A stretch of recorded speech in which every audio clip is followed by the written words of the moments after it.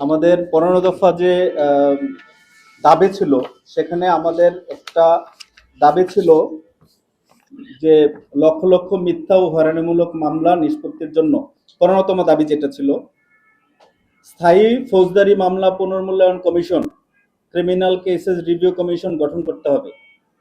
যারা ক্ষতিগ্রস্ত হয়েছেন তাদেরকে ক্ষতিপূরণ দিতে হবে, আর যারা এ সকল বেআইনি কাজে জড়িত ছিল তাদেরকে তদন্ত সাপেক্ষে বিচারের মুখোমুখি করতে হবে।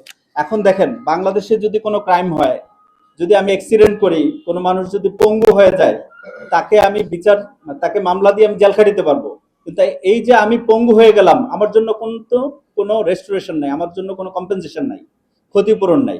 আমার বিরুদ্ধে একজন মিথ্যা মামলা করলো, আমার চাকরিটা চলে গেল, আমার জীবনটা দুর্বিষহ হয়ে গেলো, আমি জেল খাটলাম, এরপরে বের হয়ে এসে এই যে মিথ্যা মামলার কারণে আমার ভোগান্তিটা হলো, এই জন্য আমার কোনো ক্ষতিপূরণ নাই, না রাষ্ট্র দিচ্ছে, না যে ব্যক্তির কারণে আমি ভোগান্তির শিকার হচ্ছি সে দিচ্ছে।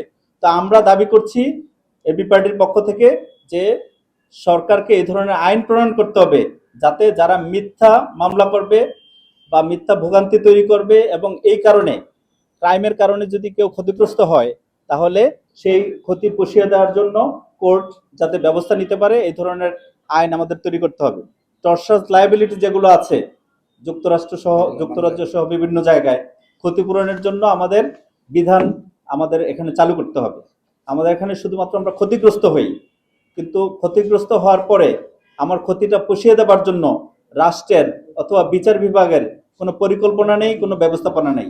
আমরা চাচ্ছি যে আইনের মাধ্যমে একটা বন্দোবস্ত তৈরি হোক, আইনের মাধ্যমে, যাতে যারা ক্ষতিগ্রস্ত হয় আইনের কারণে, মামলার কারণে, ক্রাইমের কারণে, অথবা দেশের রাষ্ট্রীয় কোনো সিদ্ধান্তের কারণে, যাতে মানুষ ক্ষতিগ্রস্ত থেকে কম্পেনসেশন পায়, ক্ষতিপূরণ পায়, এই জন্য বিধান রেখে যাতে আইন প্রণয়ন হয়। রাষ্ট্র আমাকে মামলা করেছে, মামলা প্রমাণ করতে পারে নাই, কিন্তু আমার লাইফ থেকে কিন্তু 6 মাস চলে গেছে, রাইট। আমি যখন সেকেন্ড টাইম জেলখানায় যাই, তখন আমার বাচ্চার বয়স মাত্র 15 দিন। I could not take care my boy, right. So এই ধরনের সিচুয়েশন, অনেক আবেগ, অনেক গল্প কিন্তু মানুষের মধ্যে আছে। এই গল্পগুলো আমরা বলতে পারি, কিন্তু এটা কোনো কম্পেনসেশন নাই, রেট্রিবিউশন নাই, কিছু নাই। সো রাষ্ট্রকে কিন্তু এখন দ্বিতীয় রিপাবলিক আমরা যেটা চিন্তা করছি, নতুন যে বাংলাদেশের ধারণা চিন্তা করছি, আকাঙ্ক্ষা চিন্তা করছি, এখানে কিন্তু এই ধরনের আইন আমাদের লাগবে। এবং এই আইন আমরা চাই, আপনারাও চাচ্ছেন, আমরা এবং আপনারা একসাথে মিলে এই আইনের দাবি তুলবো এবং এটাকে বাস্তবায়ন করবো ইনশাআল্লাহ।